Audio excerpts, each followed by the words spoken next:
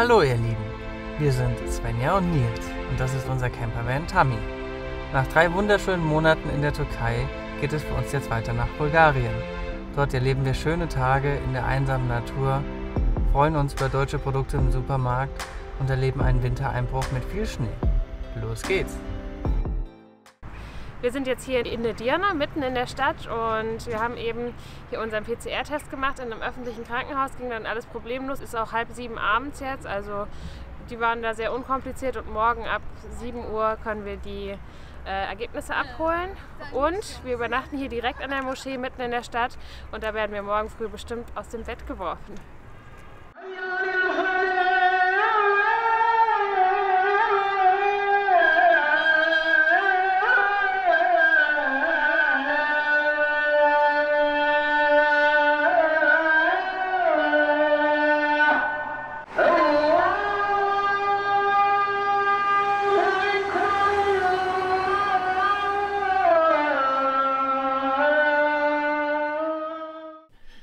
Juhu, unsere Tests sind beide negativ. Wir konnten sie direkt heute Morgen abholen. Es war alles sehr unkompliziert. Gestern Abend haben wir noch eine SMS vom Krankenhaus bekommen, weil sie vergessen haben, unsere Geburtsdaten irgendwie sich aufzuschreiben. Das wird hier einfach per SMS geklärt. Und dann haben wir sie denen schnell per SMS auch zurückgeschickt.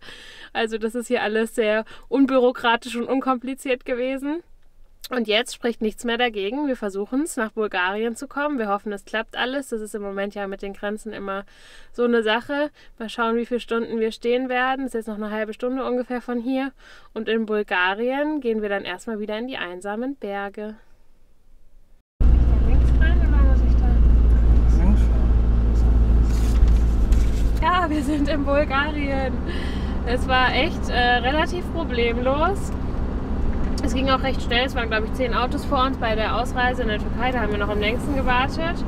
Und das Lustigste an der Sache war, dass unseren PCR-Test niemand sehen wollte. Also an der türkischen Ausreise wurde so kurz gefragt, habt ihr einen gemacht? Wir so, ja, aber die Dokumente dazu wollten sie nicht sehen. Bei der Einreise wurde gar nicht erst danach gefragt. Masken wurden auch seit der bulgarischen Grenze dann auch keine mehr getragen. Also es war alles viel problemloser als gedacht. Das Einzige war dann, dass der Zoll unser Auto gerne von innen sehen wollte. Und zwar hieß es dann so, ja, räumt doch mal alles aus. Und wir so, ja, wie, was sollen wir denn genau ausräumen? Ja, euer Baggage. Ich kann jetzt hier auch eine Stunde unser Auto ausräumen, aber ich weiß nicht, wie zielführend das ist. Und dann haben wir irgendwie so ein paar Rucksäcke rausgelegt, ein paar Kisten mit Klamotten, und dann hat er noch in den Kühlschrank geguckt und dann war er happy und wir konnten weiterfahren. Ja, war wieder sehr spannend alles, aber wir sind in Bulgarien und jetzt kann es weitergehen, wieder in der EU. Nils, erzähl mal, was hier los ist. Na, guten Morgen, heute ist Svenjas Geburtstag. Und nachdem wir schon hier die schöne Geburtstagsplaylist anhatten, richtig gute Laune hatten, kam auf einmal ein Schwall von Wasser auf meinen Kopf. Ich dachte, okay, ist Kondenswasser, das passiert ja ab und zu, wenn die Nacht kalt war. Aber leider war es ein bisschen mehr Wasser.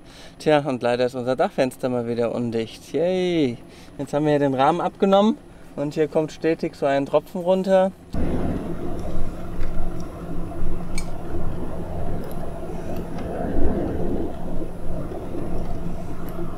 Also, ich bin jetzt hier mal aufs Dach geklettert und habe den Übeltäter gefunden. Hier draußen haben wir eine Dichtung angebracht mit Dekalin und hier sind ein paar kleine Löcher entstanden, wahrscheinlich durch die Reinigung mit dem Dampfstrahler.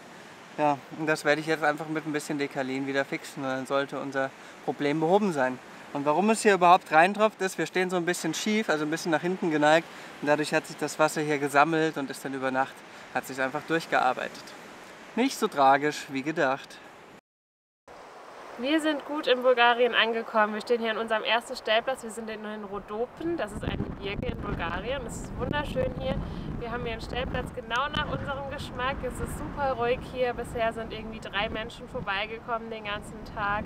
Mitten im Wald, man hört die Vögel zwitschern. Wir haben super Wetter, bis auf den Wind, den ihr vielleicht auch hören werdet. Und sonst haben wir heute den ganzen Tag Reparaturen an Tami gemacht, Elektrik, und auch das Dachfenster mussten wir ja neu abdichten.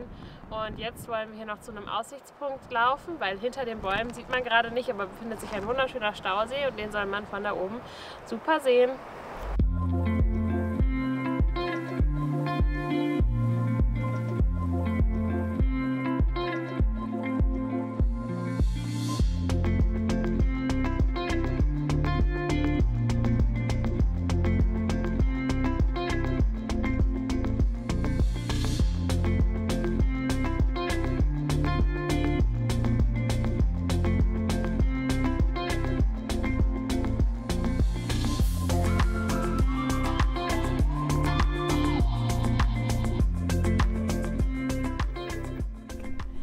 oben angekommen. Es war so nur eine Dreiviertelstunde ungefähr hochzulaufen, aber es ist einfach fantastisch. Also es ist so wunderschön hier. Man sieht hier hinten den Stausee und die Berge und es ist schon wieder, Bulgarien hat uns so positiv überrascht, das hätten wir niemals erwartet hier in dem Land, das schon am zweiten Tag hier, wunderschön. Aber ihr seht, ich bin dick eingepackt, weil es ist super windig und deshalb, wir haben daraus gelernt, werden wir keine Drohne fliegen, falls ihr es noch nicht gesehen habt. Wir haben unsere Drohne nämlich einmal im Wind fast verloren. Wenn nicht, wir verlinken es euch hier oben. Und ja, wir haben daraus gelernt und werden die Drohne nicht steigen lassen. Vielleicht geht es ja morgen oder so, dass wir sie wenigstens am Stellplatz steigen lassen können. Da hat man nämlich dann auch einen schönen Blick auf den Stausee. Ansonsten werden wir jetzt hier den Sonnenuntergang genießen und dann geht es nachher wieder zurück zu Tami.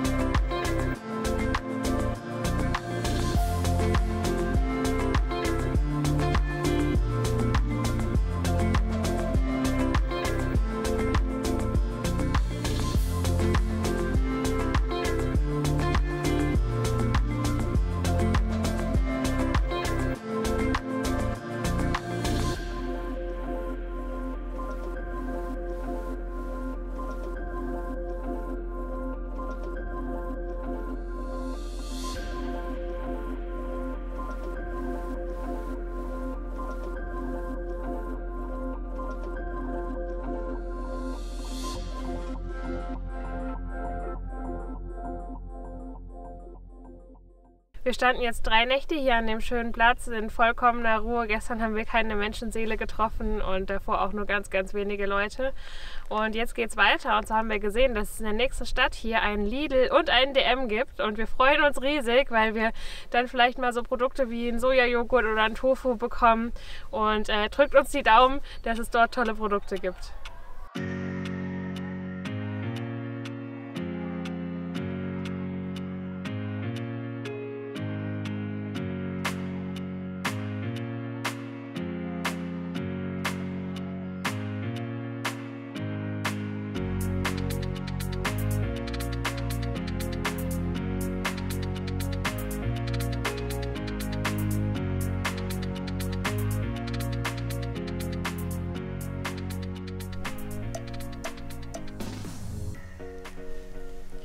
So, heute gibt es mal noch ein paar Alltagsaufnahmen von uns. Wir waren einkaufen. Das ist alles, was wir bekommen haben aus dem DM und aus dem Lidl.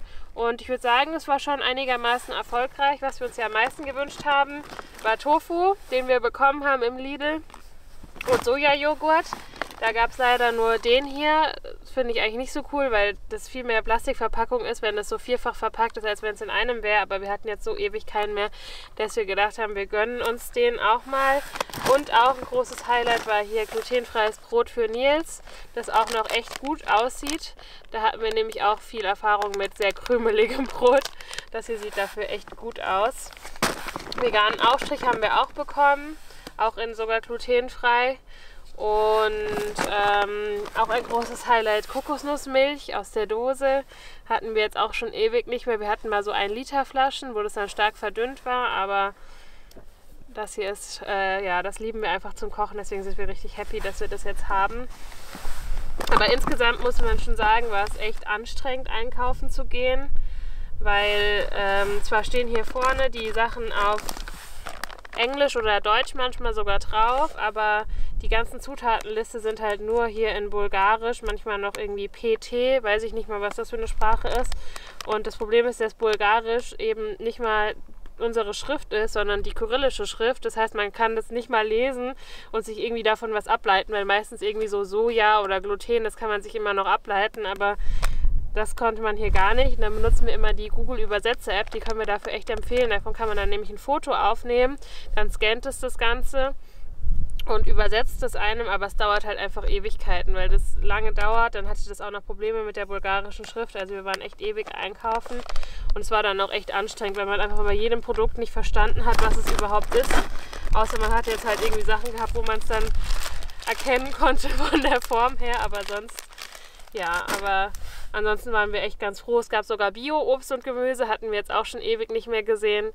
Da haben wir auch einiges eingekauft.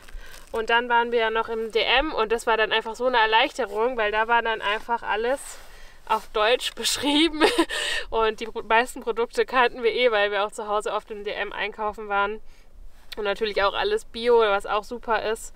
Und da haben wir dann noch Sachen bekommen, die uns auch so einfach wichtig waren, die wir jetzt auch lange Zeit nicht bekommen haben, wie so ja, plastikfreie Zahnpust-Tabs, weil ich es einfach unnötig finde, bei sowas auf Plastikalternativen zurückzugreifen oder auch Bambuszahnbürsten und auch noch ein paar Aufstriche, Waffeln, so Topfreiniger neue, die auch plastikfrei sind.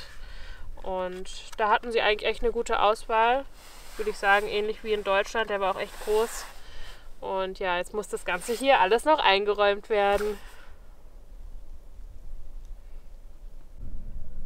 Heute Nacht haben wir hier mit einem unfassbaren 360-Grad-Blick um uns herum übernachtet. Wirklich wahnsinnig schön hier.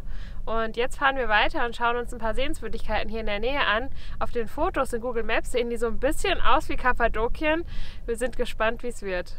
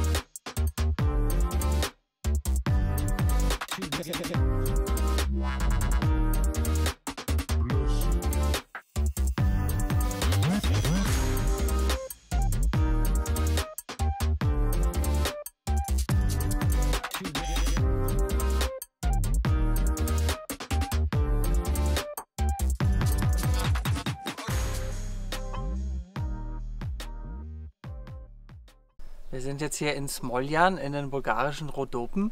Wir sind gestern noch ca. 3 Stunden weitergefahren und sind jetzt hier auf 1500 Meter Höhe. Man sieht auch hier, es schneit mal wieder und wir haben einfach festgestellt, dass auch wenn es eigentlich super kalt ist, die Berge uns immer wieder anziehen und wir haben uns auch echt schon gut damit abgefunden, nachts bei der Kälte zu schlafen. Auch wenn wir Außentemperatur 2 Grad oder auch im Camper 2 Grad haben, kommen wir mit unserem Schlafsack und der Decke oben drüber super gut zurecht. Morgens machen wir dann immer die Standheizung einmal an, um uns so richtig aufzuwärmen, tagsüber natürlich auch, aber es gefällt uns ja echt gut. Und jetzt gehen wir hier ein bisschen wandern und schauen uns die Seen von Smoljan an. Wird sicherlich wunderschön.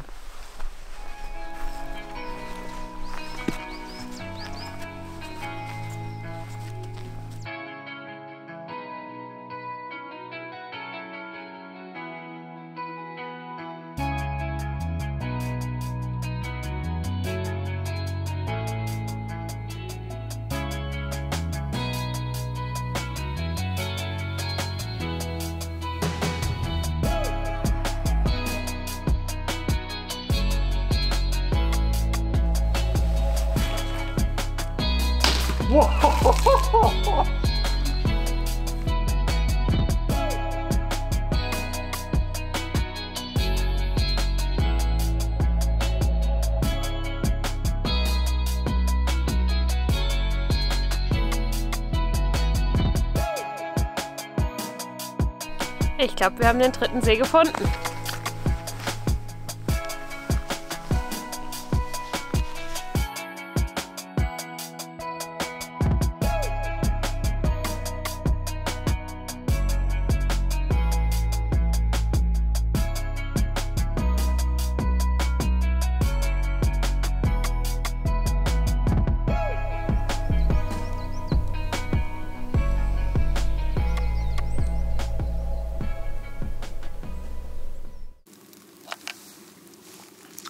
Und es schneit. Einen schönen guten Morgen. Wir wurden über Nacht mal wieder eingeschneit, wie ihr seht. Winter Wonderland haben wir und es sieht einfach richtig schön hier aus. Ist auch super hell, deshalb kneife ich die Augen hier ein bisschen zusammen.